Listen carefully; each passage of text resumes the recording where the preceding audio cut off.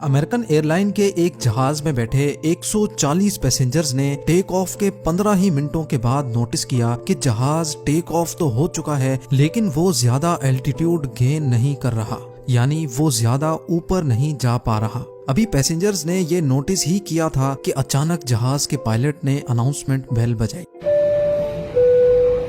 जिसके बाद पायलट ने जहाज में बैठे 140 पैसेंजर्स को एक इंतहाई खौफनाक खबर से आगाह किया। जेम टीवी की वीडियोस में एक बार फिर से खुशामदीद। नाजरीन, 21 सितंबर 2005 को कैलिफोर्निया के शहर बर्बैंक में अमेरिकन एयरलाइन जेट ब्लू की फ्लाइट 292 डिपार्चर के लिए बिल्कुल तैयार थी। इस वक्त दोपहर के 3 बज रहे थे और फ्लाइट को ठीक 3:15 पर न्यूयॉर्क के लिए उड़ान भरनी थी। अभी तक सब कुछ प्लान के मुताबिक चल रहा था। जहाज में 140 पैसेंजर्स बैठ चुके थे और एयरलाइन क्रू ने सारा लगेज भी लोड कर दिया था। टेक ऑफ के लिए अगर इंतजार था तो सिर्फ कंट्रोल टावर के सिग्नल का। जैसे ही 3:15 हुए, जहाज के पायलट कैप्टन स्कॉट बर्क को कंट्रोल टावर से टेक ऑफ के लिए ग्रीन सिग्नल दिया गया और ठीक 2 मिनट के बाद यानी 3:17 पर जहाज ने बर्बैंक एयरपोर्ट को अलविदा कर दिया। ना ही पायलट को, ना ही क्रू को और ना ही जहाज में बैठे 140 पैसेंजर्स को इस बात का इल्म था कि थोड़ी ही देर बाद वो सब अपनी जिंदगी का खौफनाक लम्हा देखने जा रहे हैं। जहाज को टेक ऑफ किए अभी 15 मिनट ही गुजरे थे कि तमाम पैसेंजर्स ने नोटिस किया कि जहाज ज्यादा एल्टीट्यूड गेन नहीं कर रहा। इतने में कैप्टन स्कॉट ने जहाज में एक अनाउंसमेंट की, जिसमें उन्होंने सिर्फ ये कहा कि हमें टेक्निकल डिफिकल्टीज का सामना करना पड़ रहा है। ये जानने के बाद तमाम पैसेंजर्स के कान खड़े हो गए। किसी ने बोला कि जहाज का एक इंजन फेल हो गया है, तो किसी ने बोला कि शायद जहाज का इंजन मजीद ऊपर जाने की ताकत खो बैठा है। लेकिन असल मसला इससे भी ज्यादा खौफनाक था। जहाज को टेक ऑफ किए आधा घंटा गुजर चुका था, लेकिन अभी तक वो कैलिफोर्निया के ऊपर ही उड़ रहा था। इतने में पायलट ने एक बार फिर से अनाउंसमेंट की और बताया कि हमें लैंडिंग गियर की जानिब से कुछ वार्निंग सिग्नल्स मिल रहे हैं। कैसे वार्निंग सिग्नल्स, इसका अभी पायलट को भी इल्म नहीं था। लैंडिंग गियर जिसकी मदद से किसी भी एयरक्राफ्ट को लैंड किया जाता है, उसमें आखिर क्या मसला था जो फ्लाइट 292 का सिस्टम बार बार वार्निंग्स दे रहा था। ये जानने के लिए कैप्टन स्कॉट भी काफी परेशान थे और इसी वजह से वो जहाज को ज्यादा एल्टीट्यूड नहीं दे रहे थे। पायलट चाहता था कि किसी भी तरह उसको जहाज का लैंडिंग गियर दिख जाए ताकि वो ये जान सके कि ये मामला कितना ज्यादा डेंजरस है। ये जानने के लिए कैप्टन ने फ्लाइट 292 का रुख लॉन्ग बीच एयरपोर्ट की तरफ मोड़ दिया और जहाज का एल्टीट्यूड बहुत कम कर दिया।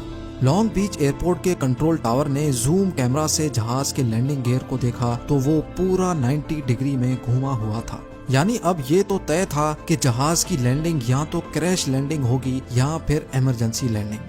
इस बुरी खबर को मिलने के बाद पायलट को कंट्रोल टावर से एक और बुरी खबर दी गई। जी हाँ, कंट्रोल टावर ने पायलट को इन्फॉर्म किया कि लॉन्ग बीच के लोकल न्यूज चैनल्स ने भी फ्लाइट 292 के लैंडिंग गियर की फुटेज रिकॉर्ड कर ली है और अब ये मामला लाइव पूरे अमेरिका के न्यूज चैनल्स पे दिखाया जा रहा है। ना सिर्फ इतना, बल्कि ये न्यूज जहाज में बैठे पैसेंजर्स भी अपने अपने टीवी सेट पे देख सकते थे।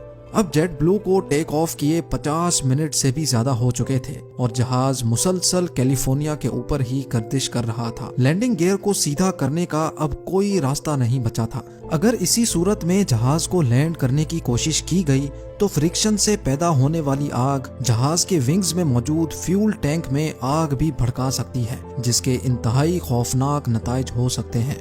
हैरत अंगेज तौर पे इस वक्त जहाज के फ्यूल टैंक में जो जेट फ्यूल मौजूद था उसका वजन ही 14,000 केजी के बराबर था। यानी जहाज में जेट फ्यूल का वजन 12 फैमिली कार्स के बराबर था।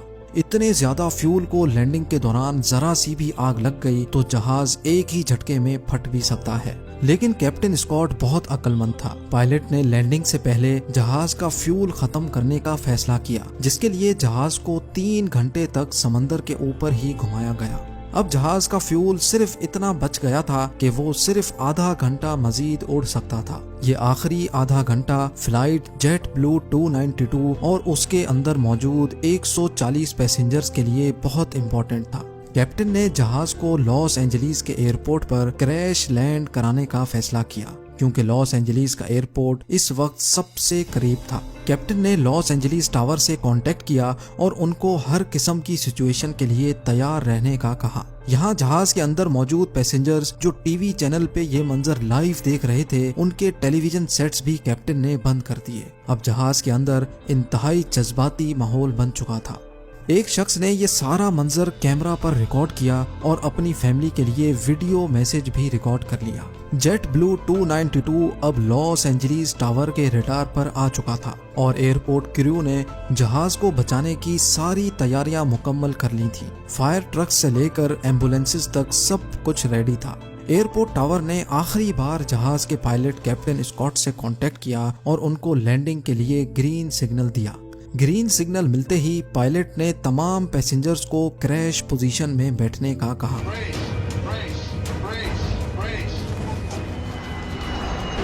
इस पोजीशन में बैठने से कोलिजन के दौरान काफी हद तक बचत की जा सकती है, जिसको ब्रेस पोजीशन भी कहा जाता है। जहाज अब लॉस एंजलिस एयरपोर्ट रनवे तक पहुंच चुका था। पायलट ने बड़ी महारत से पहले जहाज के पिछले लैंडिंग गियर्स को जमीन से टच किया और आहिस्ता आहिस्ता जहाज की स्पीड कम की और आखिरकार वो घड़ी आ ही गई जब पायलट ने फ्रंट लैंडिंग गियर को जमीन से टच किया। लेकिन वही हुआ जिसका खौफ था। जमीन से टच होते ही फ्रिक्शन की वजह से लैंडिंग गियर में खौफनाक आग भड़क उठी। वो आग इतनी ज्यादा थी कि अंदर बैठे पैसेंजर्स को भी ठीक ठाक गर्माइश महसूस हुई थी। लेकिन दूसरे ही लम्हे एक लंबी खामोशी हो गई और जहाज खैर खैरियत से रुक चुका था।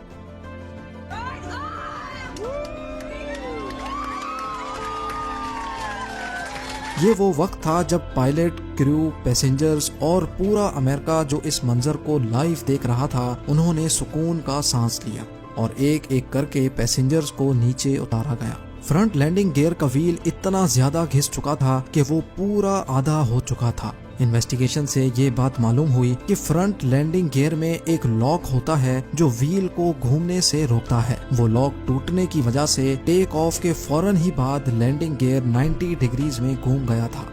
खुशकिस्मती से पायलट की महारत की वजह से किसी एक शख्स को भी नुकसान नहीं पहुंचा। उम्मीद है ये वीडियो भी आप भरपूर लाइक और शेयर करेंगे। आप लोगों के प्यार भरे कमेंट्स का बेहद शुक्रिया। मिलते हैं अगली शानदार वीडियो में।